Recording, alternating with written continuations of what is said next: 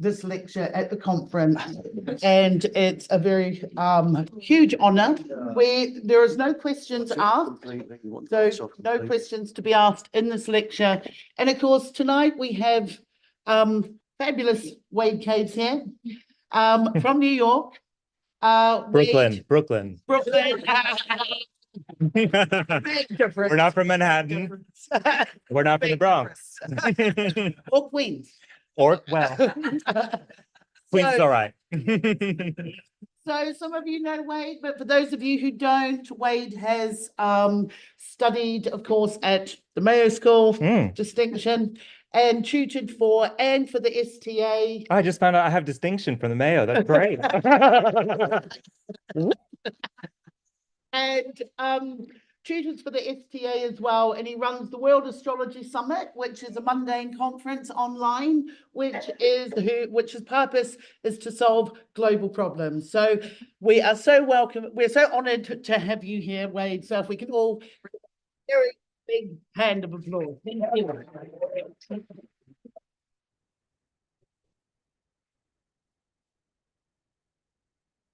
I don't think I need this. You can hear me all right, yeah? All right. You can't see me, but that's okay. I'm not the important one here. My slides are what I care about. Okay, thank you so much for joining me tonight. I'd like to thank the AA for this is a huge honor. I mean, I haven't really been free of nerves for the last year, knowing this is coming.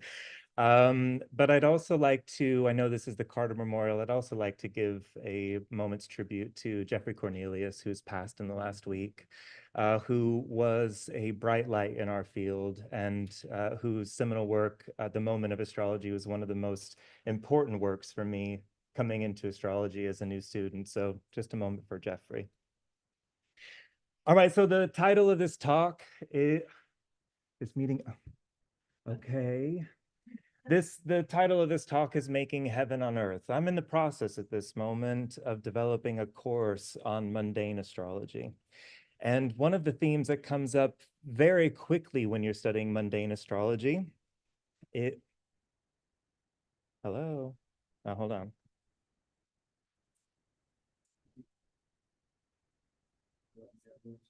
No, it says something else is going on. Hold on. All right, this isn't going to work, so we're just going to do it well, no, I'll just use my fingers. It's fine. All right. I hope you like who you're sitting next to, because for the next hour, we're going to be here together and we'll do our best. When you move into working with, that's strong. When you move into working with mundane astrology, you're confronted with a lot of themes and general signification, which take a little bit of getting used to. A lot of us are used to working with horoscopes and charts and trying to make sense of what we see in the moment. But when you're moving into the mundane sphere, there's also a huge layer in which we need to account for general signification. And what I mean by that is that there might be certain signs or certain planets, for instance, that have an association or connection to particular cultures, places. So part of the theme that I want to explore tonight is the ways in which historical astrologers have approached this question, mostly out of frustration and fury, because I can't quite make out, all the reasonings behind things, but this is part of the fun of what we do. You open up Manilius's text. This is an author from the 1st century, he's a Roman astrologer. We will get this layer of assignation as it relates to different geographies in the known world at the time, and the different signs that might be associated with these different regions. You'll notice nothing you're familiar with, I'm pretty sure, because this entire region being, connected to Capricorn, for instance, but India being connected to Gemini, it's very different than the associations that I'm used to, which are a little bit more, oh, here we go. We're in business. Which we are more closely.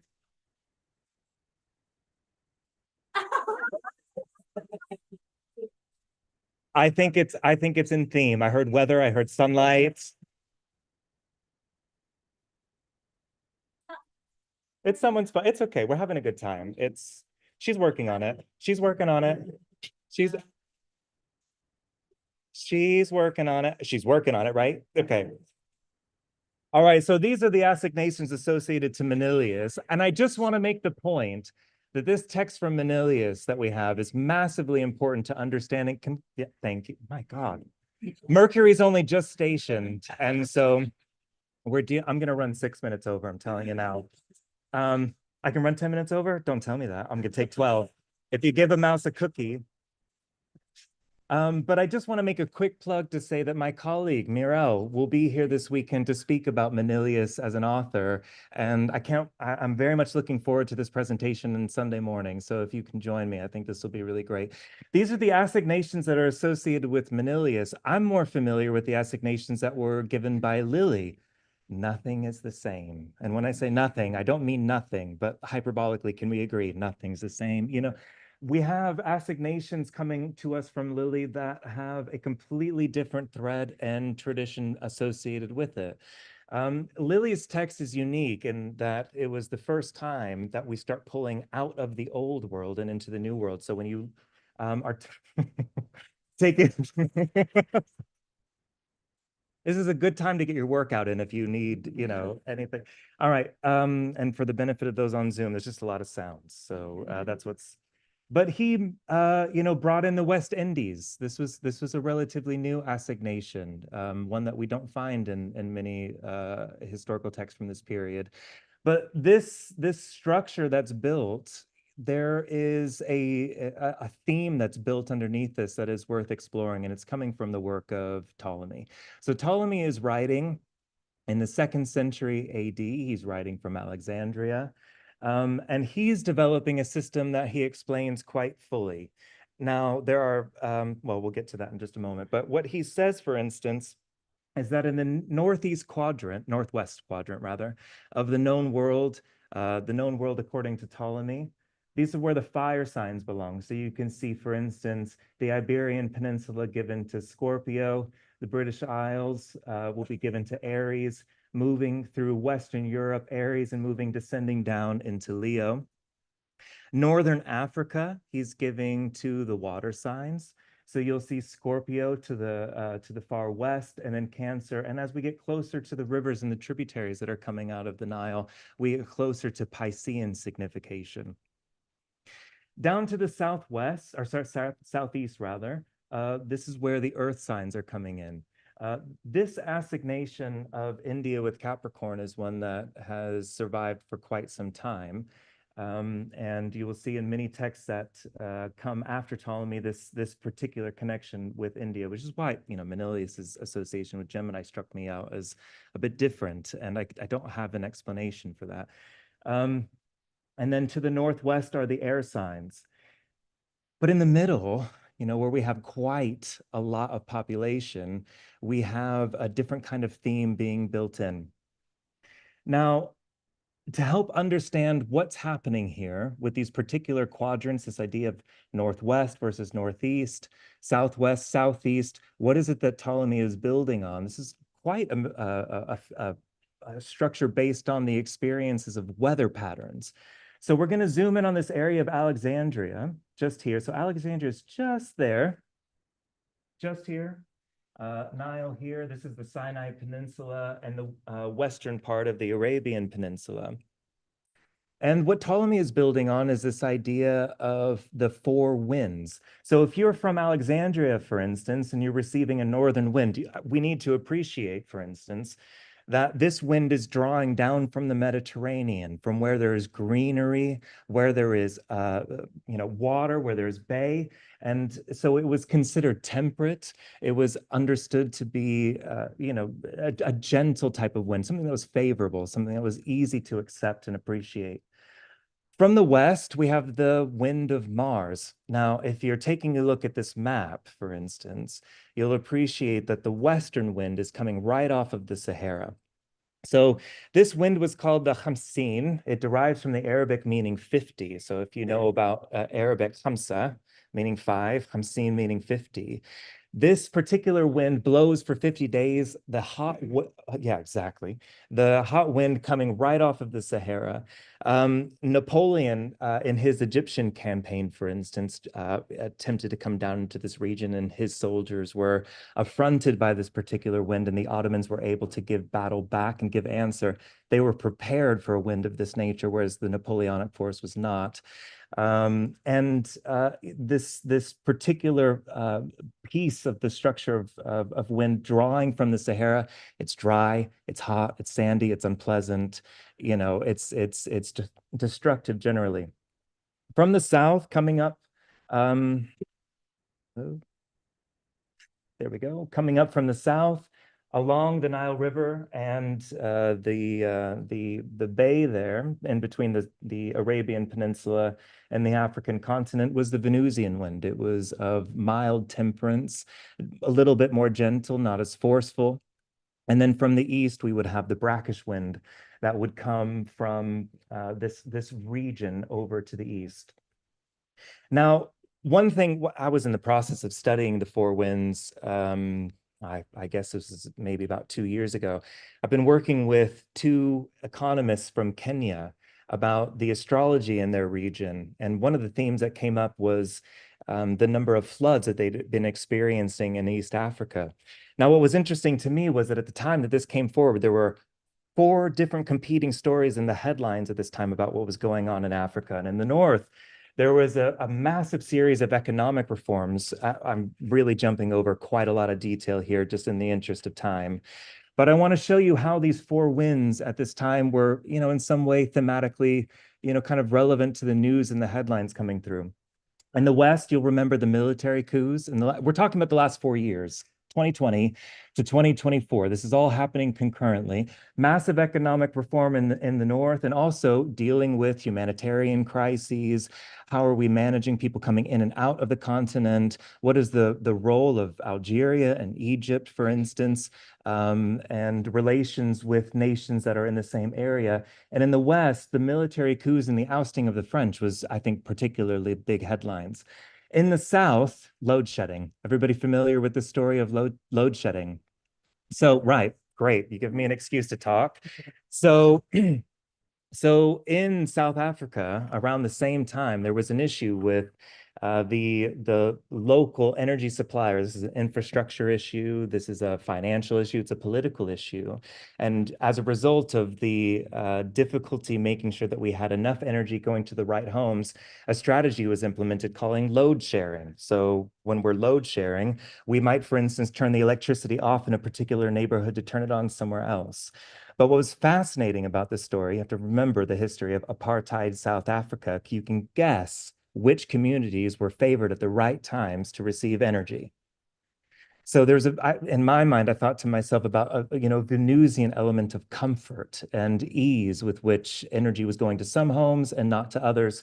And then over to the east, as I've already said, there was severe flooding and crop failure at that time. So I just thought it was interesting to see all these issues kind of pressing in on the African continent at the same time. However, we're talking about the region of Alexandria and the 4 winds in this particular region. So the question of whether or not this is relatable to the rest of the world, that's open for us to explore. I want to read for you a quote that comes from Ptolemy about this northwestern region that's dedicated to the fire signs. He says, as one might expect, it's the general characteristic of these nations by reasons of the predominance of the triangle. He's talking about the fire signs, the triplicity. By reason of the predominance of the fire triplicity and the planets which join in its government, Jupiter and Mars, because remember, Jupiter is the northern wind, right? So Jupiter is going to govern the northern quarters. Mars is governing, to some extent, the western quarters. So this is a mixture of Jupiterian and Martial influence. These nations are independent, liberty-loving, fond of arms, industrious, very warlike, with qualities of leadership, cleanly, and magnanimous. However, they are without passion for women. And they look down upon the pleasures of love, but are better satisfied with and more desirous of association with men. And they don't regard the act. All right. You know what the act is, right? Okay. They do not regard the act as a disgrace to the paramour. You know what the paramour is, right? All right. Half of you don't. That's fine. You can see me after. They don't regard the act as a disgrace to the paramour, nor indeed do they actually become effeminate and soft thereby, because their disposition is not perverted, but they retain in their souls manliness, helpfulness, good faith, love of kinsmen, and benevolence. So this passage is interesting to me because I think when we talk about gender and sexuality in the ancient period, passages like these where it's not about the sex itself, it's about what is actually happening with the disposition of the individuals involved. This is an interesting passage. Now, the question is, what do we do with this middle region here? Well, Ptolemy makes a point that this middle region is of the nature of Mercury. If you can imagine the center of the known world having a gravitational force such that everything was pushing inward. Everything is pushing inward. The point, just invite them in. All right, got an army out there taking care of it. We're good. All right. This center region was given to Mercury. But the point that Ptolemy makes is that not only is it given to Mercury, but the elements also share in this. If you could imagine this area as a center of gravity, everything's pushing inward such that the opposite corner, because of its nature of pushing inward, it shares with the quality of fire. It's this nature of the water signs pushing inwards that share with this particular quality because they yearn for each other. They're pushing inward. And so we start to build this association where we have, if you were just to see this on its own, you might not understand the pattern that's involved. But we start with the extremities, and then we understand what's happening in the center about how that is moving things and mixing things together. The question is, it's a big world out there. This is the new world, for instance, was not part of this scheme. Ptolemy was not aware of anything that's Australia. Forget about it. Not even part of the discussion. The Americas as well. I want to make a quick point. That colleague Luis Ribeiro is very soon coming out this December with his own work, translating the material from those who have traveled to the New World as a part of a little thing you might have heard about, colonialism, and the Spain and the Portuguese, Spanish and Portuguese fleets moving westward. There's a lot of material there about the astrologers and the people moving there trying to make sense of how they might reconcile their own system with these new lands that they've found. So this is coming out in December of 2024. If you remember what Ptolemy said, however, he wasn't just giving these associations and geographies particular signs, but he was also expecting these signs to tell us something about the temperament and the personality of the peoples who lived in these regions. So as a case study, I kind of want to zoom in a little bit about this region here. This is a region that has been very hotly in the news lately, if you've been around paying attention. So I thought it might be relevant for us to discuss. He writes, of these, again, the inhabitants of Coeli, Syria. Now, that word Coeli, I'm sure I'm pronouncing it incorrectly. It just means all of Syria. It just means all of Syria except Phoenicia. Idumea, Edom, if you've heard of Edom, that's the reference to Edom, what we might have later called Transjordan, or today recognized as the region that is the eastern parts of Israel and Jordan. And Judea. They're more closely familiar to Aries and Mars, and therefore these peoples are in general bold, godless, godless in this sense does not mean that there was no religion among these lands or among these people. What it meant was that they were monotheists. And it was very common in this region, for instance, to either have multiple gods or recognize that you might worship a god, but acknowledge the legitimacy of other gods as well. But by the time we come to the writing of Ptolemy in the 2nd century AD, Judaism had moved into a place from henotheism meaning I have my God and you have yours. I know they're both real. I worship this one. These are yours. To monotheism. There is only one God. Your God is false. Mine is right. So when he says godless, this is the theme that he's building on. And scheming, we'll come back to that a bit later. Now, Ibn Ezra, who's writing about 1,000 years later, he has an entirely different association with the Jewish people. He's saying that the Jewish are governed by Saturn, since their zodiacal sign is Aquarius which is the house of Saturn. So I'm interested in exploring how this transition from Mars to Saturn occurs and what are the thematic elements that are coming into play that results in a conversation like this. So I'm zooming in on this region. This is a map, a map older, for instance, than the one to the left, showing the region. This is the land of Canaan, okay? The land of Canaan. Here we have the Arabian Peninsula, and this is the Sinai Peninsula, which you see just here, Sinai Peninsula, and then this is Northern Africa, and then Egypt here. So I don't know how many of you will be familiar with the foundations of the Jewish faith. We're going to go through a very quick story, a lot of shaking heads going like this and some going like this. All right, so this is Abraham. Abraham, according to biblical tradition. So just to also give a caveat, I'm drawing very heavily from the biblical tradition and then adding a little bit from what we can get from the anthropological record. So Abraham, he was from the land of Canaan, and he worshipped a god named El. If you've heard El Adonai, El Shaddai, El Alam, this is the high god of the Canaanites. And this is a statue that was found in Tel Megiddo from the Canaanite period depicting this god whose name was El. Now, Abraham had a son named Isaac, who then had a son named Jacob, and these three would become the patriarchs of the Jewish faith. Jacob was later renamed Israel, okay? And that El part is very important because it's drawing from this understanding of this Canaanite high god named El. So Jacob had 12 sons, and they were the 12 tribes of Israel came from these sons. If you've heard about the 12 tribes of Israel, this is where this phrase comes from. Okay. So then we see art like this, for instance, where we have the three, Abraham, Isaac, and Jacob, the patriarchs of the Jewish faith. And our story begins with what happens with Jacob. He was one of 12 siblings, and his brothers sold him into slavery to the Egyptians. But through a series of events, Jacob worked his way up into a position of high rank within the Egyptian court. He was a scribe to the Pharaoh and worked very closely with the Pharaoh, had a very close relationship, as you can see from this piece of art here.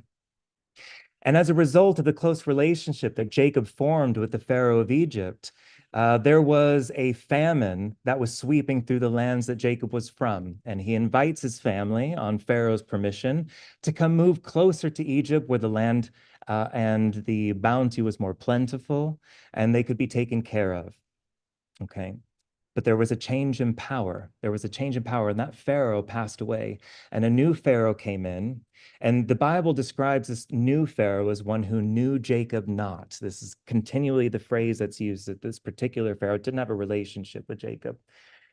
And there was a bit of a perception of a threat on the part of this Pharaoh, recognizing that there was a community living very close nearby to Egypt who they were raising in population. The Bible says that they were very fruitful and they multiplied. And the Israelites, the sons of Jacob, right, and the dispensation of Jacob, they grew quite numerous.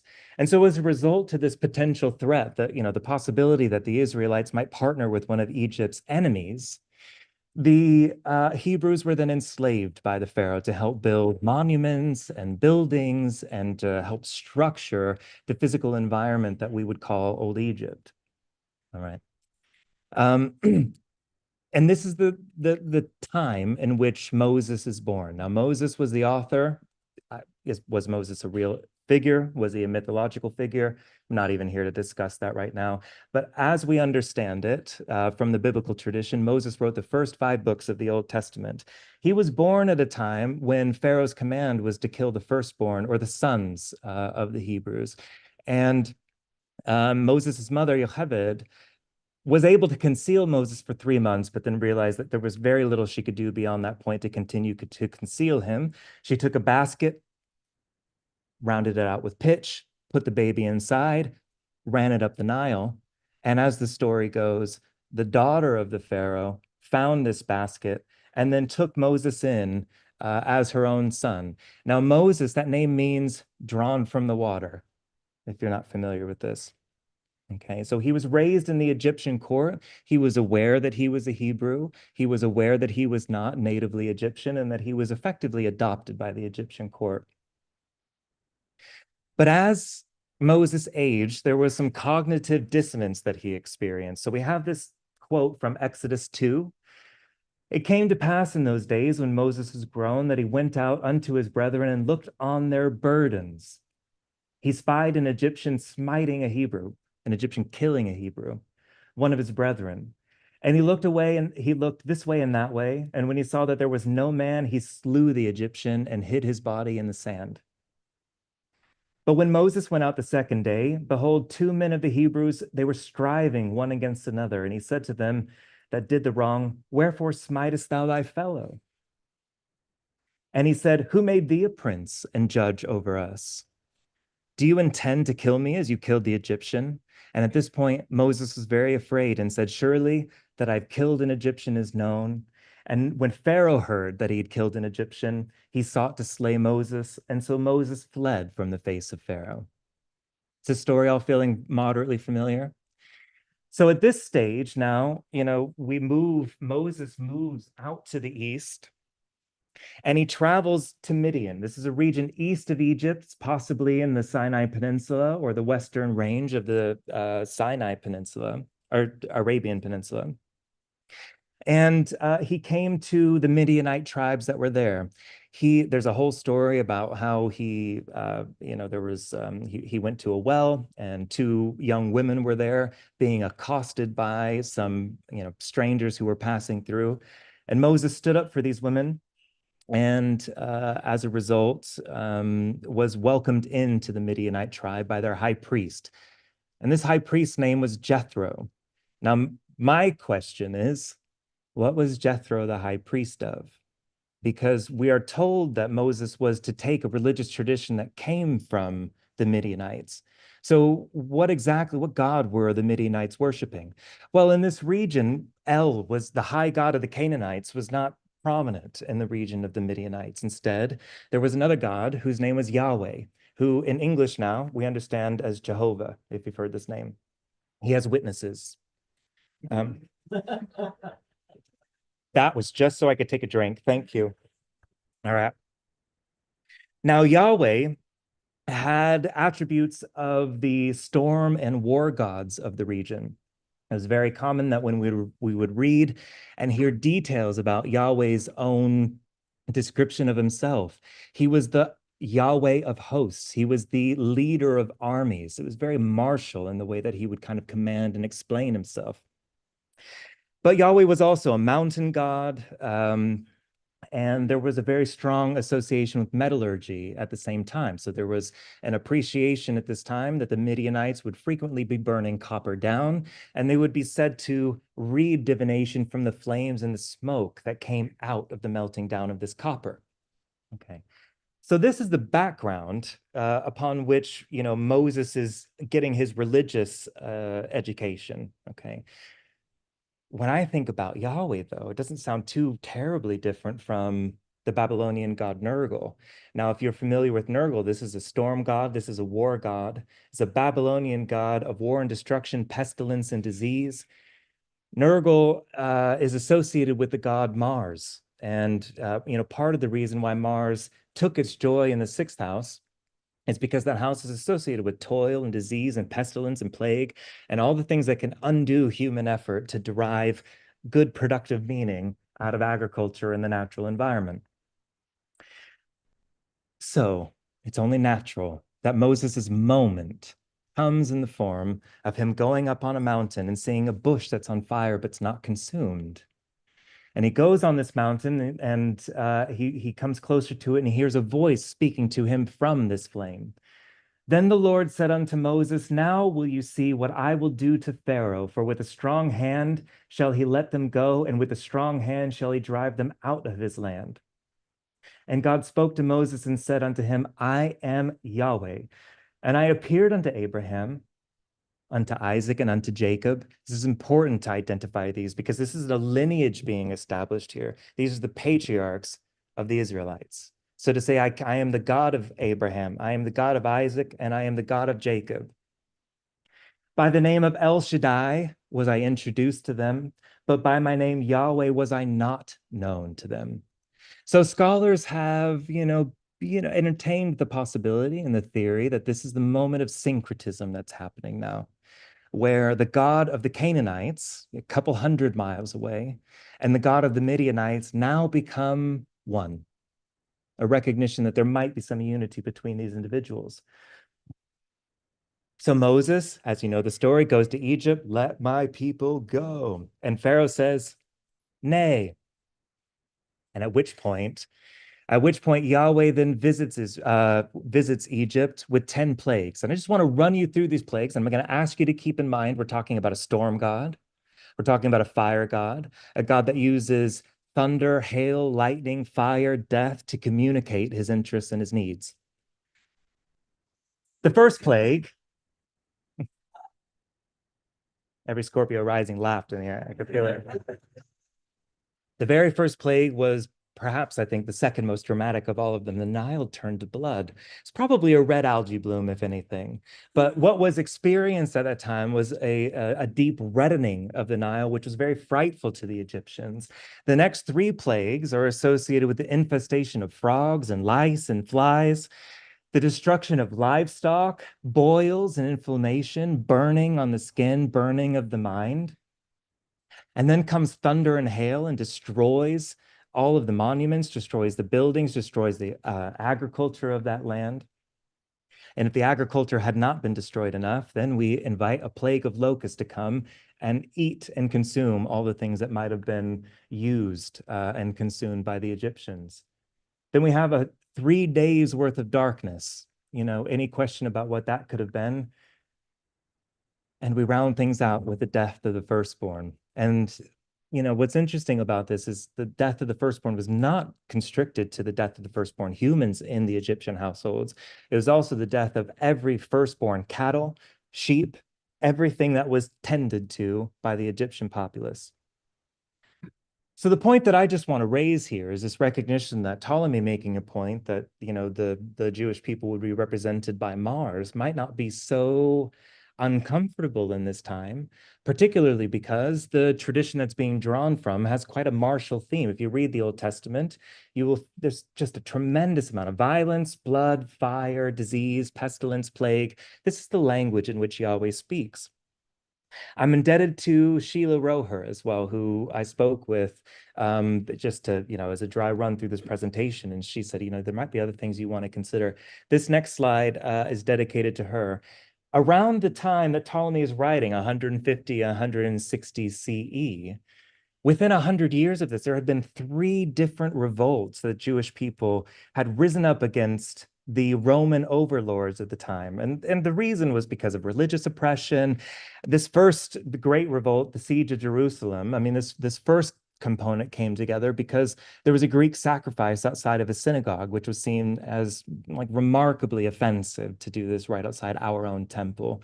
But there were 2 other, within only a couple of decades. This second one, the Kitos War, probably didn't happen in Judea itself, probably started from the outskirts. But by the time we come to the Bar Kokhba revolt, what we're talking about is effectively the Jewish people attempting to set up a nation for themselves within Jerusalem, but within 3 years, the Romans defeated the revolt and then kicked them out. So what happens from this stage is Judaism changes permanently. The temples don't exist, the tabernacles do not exist, and we start to begin to hear this phrase of the Jewish people being the people of the book. Have you heard this before? The people of the book. Their qualities become about study, contemplation, a much more melancholic theme. What planet would you associate with the melancholic temperament? Exactly, Saturn. So we come to the work of Ibn Ezra, who's writing, 11, 1200s. And he's making this point that the Jews are governed by Saturn since their zodiacal sign is Aquarius, which is the house of Saturn. And Ibn Ezra is the first to, as far as we are aware, the first to kind of explain where this association, or try to make sense of where this association with the Jewish people and Saturn came with. If you read the old ancient texts about Saturn, it's not really very nice. It's filled with all sorts of issues like, suspicious activity, calumny, envy, greed, avarice, every negative attribute you could imagine was ascribed to this. And Ibn Ezra thought, well, I need to figure out a way to rehabilitate this signification. Even at the time of Ptolemy, when Tacitus was writing in his Annals, or the Histories, he was writing about the association between the Jewish people and Saturn. So this point happens early, and there's not really a lot of evidence that the association with the Jewish people and Saturn or the Jewish people and Mars came from within that community. It was something that was tagged on to that community. And I just want to say, I think that is a really major point to ask, who said this about you? Is it something you said about yourself? Is it something somebody said about you? The reason that Ibn Ezra, or his justification for why Aquarius should belong to the Jews, why Saturn should belong to the Jews, is because in his mind, it was a conjunction of Saturn and Jupiter in Aquarius, which preceded the exodus from Egypt. There's only one problem with this. The historical record doesn't seem to make sense of this at all. From what we understand, the exodus from Egypt ought to have happened between 1450 BC and 1225 BC. But there were not any conjunctions in any air signs between these years. I'm not entirely sure what timeline he was using, but this was the logic that he ascribed to.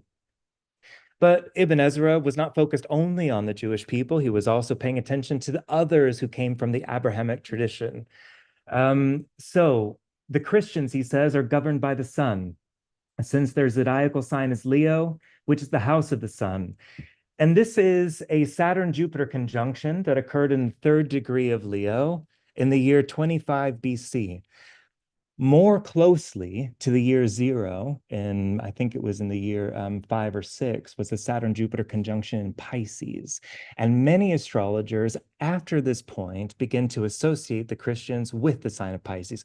Makes a ton of sense to me, because we're talking about a man who's come forward to say, I will make you fishers of men. I'm making a point of having a miracle where there are 2 fish that I multiply, to be able to feed hundreds, for instance. And then he also makes this point about the Islamic tradition, that those who believe in the Mohammedan religion are governed by Venus, since their zodiacal sign is Scorpio in the term of Venus. We're going to have to be a bit liberal in our understanding here, because Saturn and Jupiter joined in the 7th degree of Scorpio. This is where the terms of Venus begins, 7 degrees of Scorpio. Unfortunately, they didn't actually perfect in that degree. Jupiter and Saturn both retrograde before that conjunction occurs, and it happens at 3 Scorpio, changes the entire profile. However, this is not the understanding that Ibn Ezra is coming in with. Now, why have I wasted all of your time talking about the Abrahamic faiths? It is only to illustrate and to give some recognition to, there is a huge wealth of cultural information about how we associate a culture and a people with a sign or a planet. And it might even have some relevancy to today. So I'm, after that brief interregnum, speaking about the different themes, let me just walk you through the recent astrology that has come up here. In 2020, everybody is aware that there was a Saturn-Jupiter conjunction in Aquarius.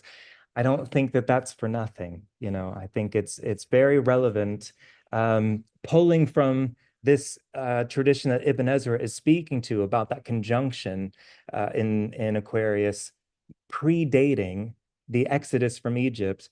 And now we are entering into a phase where our cultural understanding of the conflict is not the word I want to use, but I'm, between what's going on with the Palestinians and the Israelis at the moment. It's a big moment, this Saturn-Jupiter conjunction. From the Gaza Strip, this is what you see. And this astrology is quite tough. The moon in the 8th house, this is centered on the Gaza Strip, as I've said. So the moon in the 8th house is heading straight towards a square with the sun. And Mars in Aries, remember Aries being associated with this region, with this land at a particular point in history. Mars is then applying to a square with the Mars-Jupiter conjunction. And everyone will remember that only a couple months later, Mars and Uranus conjoined to perfect that square with both Saturn and Jupiter. Okay. Now take a look at what happens when we, explore the announcement of Operation Al-Aqsa Flood, which happened on October 7th. This is a moment that we'll all be very familiar with. Just take a look at this. Venus and Saturn in almost exact opposition with one another. Venus being the significator of the Muslim people, Saturn being the significator by, this traditional modality of the Jewish people. I find this fascinating personally, because there's so much about this particular conflict that has been conflated as if this is a war between religions. But actually, this is a land war. It is a war of colonialism. It is a war of space. It is a war of land. Like every war in the end comes down to a war of land. Saturn rules the fourth house. Venus in opposition to Saturn ruling the ascendant. One community that doesn't really ever get recognized is that the Palestinians are not all Muslim. Many of them are Christian. Many of them are Jewish. And I find it at least, somewhat interesting to point out that the sun in Libra rising on the ascendant becomes, representative of the Christians in this land who, largely have been kind of dismissed, ignored, not paid attention to, as the conversation continues. Now, as you know, the Americans, we are going through an election at this particular period in time. I don't know how you feel about this. I do feel like it's very likely that Kamala is going to win. I think it's very likely she's going to sweep this election. However, she chose a running mate named Tim Walz, who I love, Tim Walz. He's just everybody's uncle, it's just like the greatest guy. I want his hot plate, his hot dish, he's got it down. These two, this is the key signature. Kamala Harris's birth chart, this moon sun opposition, she has just the same thing that Trump has, which is that sun moon opposition. His are in Gemini, Sagittarius, hers, Libra, Aries. And she chooses a running mate whose Jupiter is at 28 degrees of Aries. I don't think they're going to have an issue with this particular election. I think the issue comes in 2028, because in 2028, the Aries ingress of that year has Saturn at, guess what degree? 27 degrees of Aries. And not only does 27 degrees of Aries line up with this particular configuration, it also lines up with Mars at the time by opposition when this conflict began.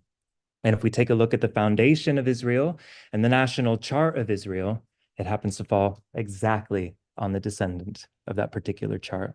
So I would just say, for those of you who are paying attention to politics and what's happening in the world at this stage, the ways in which this particular administration handles this war, this genocide, is going to be very important for determining how 2028 goes.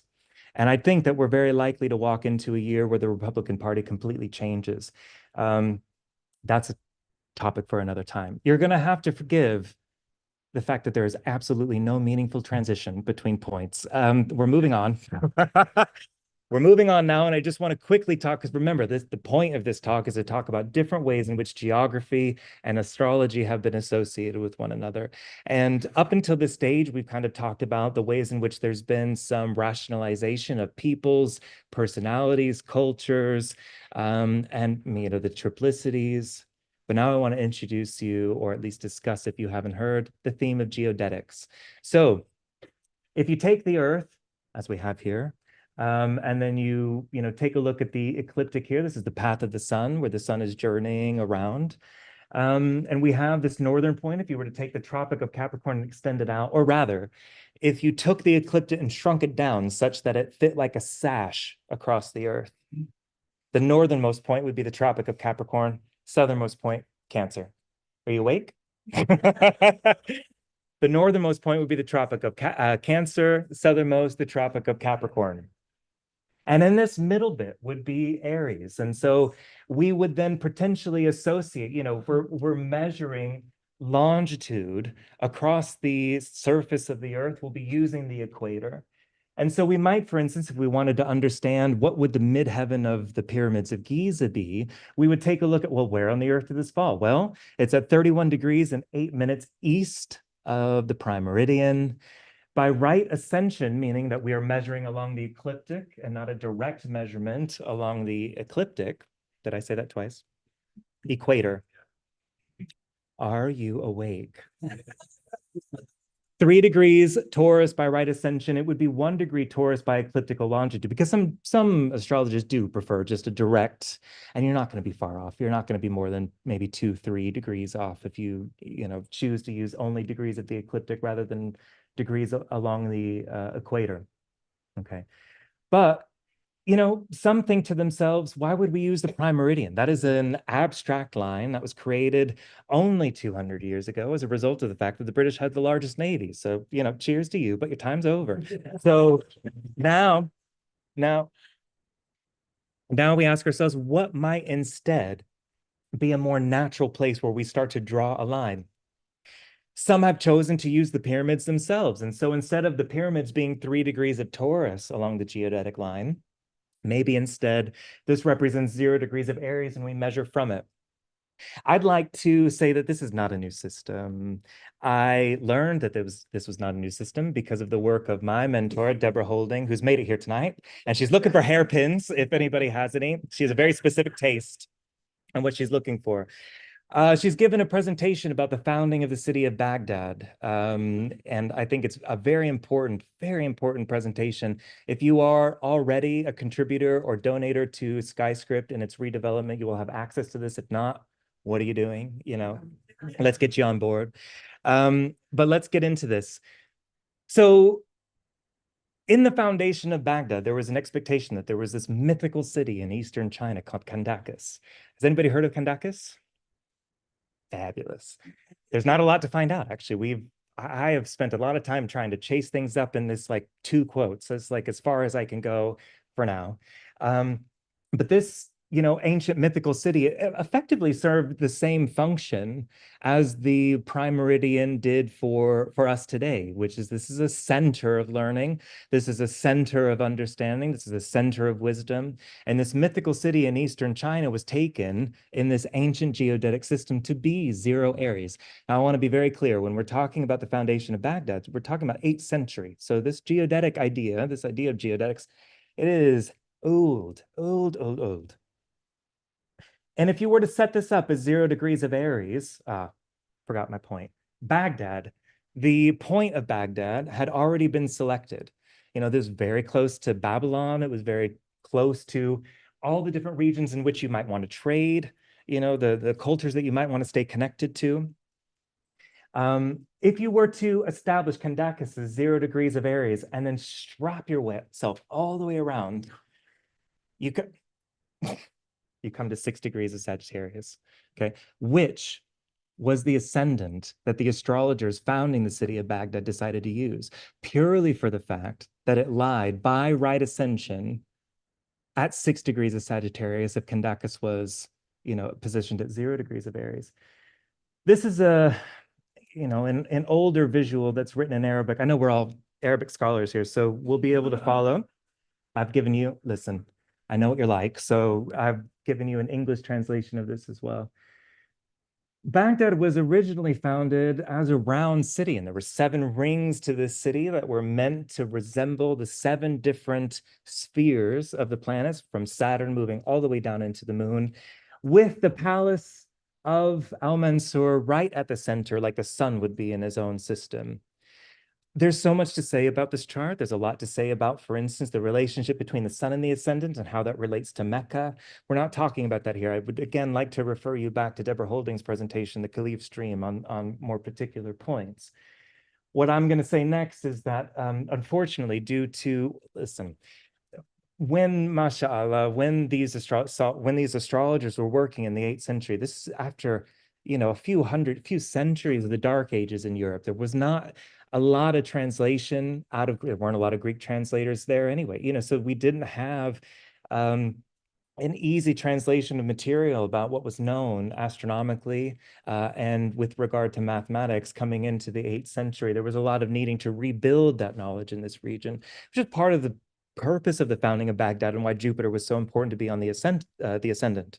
So you want there to be a center of learning. But as a result, they mismeasured. It turns out Kandakis, for this to be 6 degrees of Sagittarius, Kandakis is going to have to be at the 159th parallel, somewhere north of New Zealand, in the middle of the Pacific rather. And Yeah, am I awake? Right.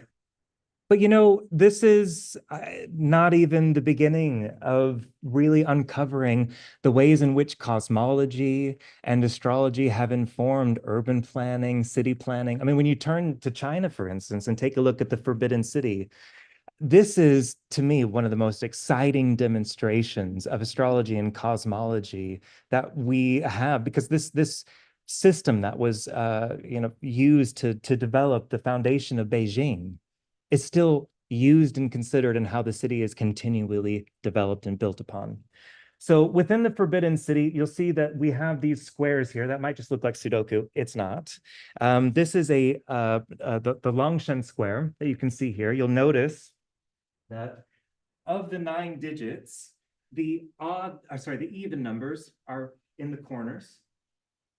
The odd numbers are on the outside with 5 in the center. And it doesn't matter which way you do your math, every total is going to be 15. 15, close. So 5 and then 10 on either side, right? Doesn't matter which way you add it, it's going to be 5 plus 10 on either side. There was something very special about this appreciation of 5 within Chinese culture, largely because there was an appreciation for there being 5 elements, for instance, as a result of or a difference between the Western system of 4 elements and the Eastern system, the Chinese system, there were 5 different elements. Eventually, this became codified in the system that you see here. And if this looks, like you can't quite make sense, take a look at the number of knots that have been subscribed. So you have 5 knots here, correspond with 5. 1, 1, 6, 6, 2, 2, 7, 7, etc. The foundation of the imperial palace, the Forbidden City that lies within Beijing, or forms the heart of Beijing, forms an inner court and an outer court with the king at the center. Now, there's quite a lot of cosmological detail that's built into this. So, number symbolism became, massively important. The number 9 was majorly influential in Chinese philosophical thought. It was considered the most positive or the most yang number. There are 9,999 rooms in the Forbidden City, not one more, not 1,000, 9,999. And many of these buildings are built intentionally to have either 3 or 5 bays. 3 bays might represent heaven, earth, and man. The 5 bays, the 5 elements. Okay. And then additionally, the buildings were also constructed in such a way that the yin and yang temperaments were evenly balanced. It was a take in philosophy that heaven was round, but earth was rectangular, earth was square, which is why the early cities, the ancient cities of China, were always developed in rectangular shapes and rectangular structures that built outward, because they represented man's place within the heavens. But additionally, on top of that, these buildings themselves, the hard angles that would be formed by particular features in the architecture would be softened by curved roofs. The architecture that might show a dragon on one side would show a phoenix on the other to balance the masculine and feminine. So the entirety of this structure was built about finding some cosmological balance between physical manifestation and celestial manifestation. We talk a lot about what's happening in the Eastern continents. I would like to bring a little bit from the Americas and introduce, if you're not familiar, Chichen Itza or chicken pizza, if that's easier for you. What you see up here to the right is the Dresden Codex. It's one of the few surviving pre-Columbian, before the misadventures of Columbus. This is a book from the Mayans. Venus and Venusian cycles are massively important to the Mayan culture. This particular structure, this El Castillo, or the Temple of Kukulkan, it is itself a calendar. It is along the 4 sides. It has 365 stairs, exactly counted. And at the sunset on equinox, I didn't get a photo because I needed to do everything with Creative Commons permission. Thanks, Chris. At the exact sunset on the equinoxes, the way that the sun hits these particular stairs, it creates the image of a serpent descending down the stairs, which was an image of Quetzalcoatl, an image of Kukulkan, or a manifestation of Venus. I'm realizing I don't need extra time. I was going to make some nice point about, and this is what we're here for today. But listen, the thing that I wanted to say is that when you get into mundane astrology and you're trying to, make sense of all these assignations, don't get daunted. There's very little detail about how some of these, places became associated with this particular sign versus another. I ultimately, I think a lot of the work comes down to just really connecting with the material in a way that makes sense to you. I want to thank again the Astrological Association for my invitation to speak here, and thank you for. No one's fallen asleep from what I can tell. Yeah, it's a good sign when Roy is awake. Thank you. Thank you. Thank you. Yeah. Wonderful. No, you finished with it. You don't want to say. Yeah, thank you, Wade. Thank Thank you. That was amazing. Wonderful. And yes, I think, yeah, no one went to sleep at all. No, great. That's great news. Fabulous. Thank you. Right. Now, and what we normally do after the Carter Memorial Lecture, we have the Charles Harvey Award. So handing over to Roy. Yeah, thank you, Wen. I'll mention one other thing that Carolyn has got together the sculpture, those who've been sculpture. We were given this by a Serbian astrologer who in 1997, and I've been bringing it to conference every year since then, with the challenge of establishing a building for this to go in the foyer of. It hasn't been achieved yet, but I haven't given up hope. But now to the important business of the evening, as well as the Harvey Award, we have the Carter Memorial talk. We have the Harvey Award. Now, when Charles died in the year 2000, the board thought long and hard about how we could remember him. And the thing that was characteristic about Charles was his incredible devotion to astrology. I do encourage you to look at his chart. There's a massive planets in Cancer in the 12th house and the moon in Aquarius. And this is what he was. He was like the mother of the astrological community of the 60s, 70s, and 80s and 90s until he passed on. And he was connected with all the various organizations that were critical in those days, the faculty, the association, the Urania Trust, of course, and Liz Green's college as well. And he was very influential, and he devoted himself heart and soul to the association and astrology generally. So we thought, well, let's put out an award that would acknowledge people who've approached his standard of commitment. And every year, so many people have been honored since then. The list is available in various magazines and everything. So this year, we have 3 nominations, and they are on page 22 to 23 of the program. Now, I do encourage you to read these when you know the results. Still read the ones of the other 2 as well, because they really do say that these people have done exceptional things in so many different ways.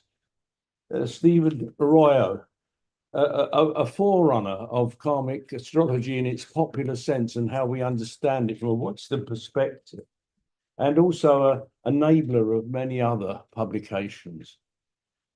Chris Brennan, who has just made breakthroughs in recent years with Hellenic astrology, his book Hellenic Astrology, and the people he's taught and the standards he's put forward. Not always agreed with, but definitely of a high standard of excellence in the way he presents himself and the way he's introduced astrology to many new and young astrologers. And Dr. Dorian Greenbaum, who some of you may not know so well, but who in fact is one of the great qualified academic people in our community. She was an academic before she got connected with the Sophia project in the University of Wales, Trinity St David. But just read all she's done and what she's qualified, and do study this. And so rather than just read them out now, I think it would be good if you go back to your room, and when you've got a moment, or tomorrow maybe, or when you get home, do study what these people have done and then ask yourself, how could I do something like that to serve astrology? So who is the person, and that Wade, come up here because you are going to open the envelope and we're going to find out who gets the award. All right. Where's the drum roll? Where's the drum roll? Oh my God, wake up. The winner. Oh, Charles Happy Award. Dorian Greenbaum. What am I doing? Congratulations, Dorian. Woo! Wow. Yeah. Unfortunately, no, none of the Charles Harvey nominees were online. They were all sent the link. None of them were online. And Doreen actually texted me about an hour ago and said she's with her mum in Miami, so she can't come on. Chris Brennan wasn't ill, and I hadn't heard from Stephen. So, but I did send him the link. But yeah, congratulations to Doreen. And maybe